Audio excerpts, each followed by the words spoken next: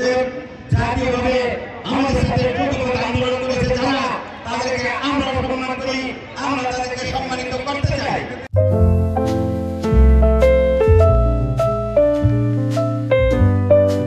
আমরা জানি আমরা 25 বছর যাবত আমরা ধানের শীষের পূজারী ছিলাম, ধানের শীষকে লালন করেছি।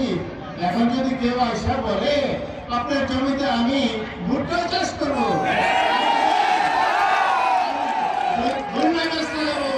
এটা হবে না, এটা হবে না।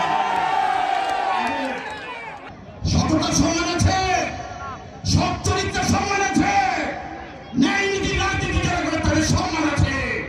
আমরা অবশ্যই রাজনীতি করি, সেজন্য মানুষ আমাদেরকে ভালোবাসে।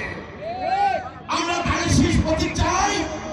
আগামী ত্রয়োদশ জাতীয় সংসদ নির্বাচনে আনসারপুরের জনগণ ধানের শীষ প্রতীকে ভোট দিতে চায়। গত 17 বছর আমরা ভোট দিতে পারি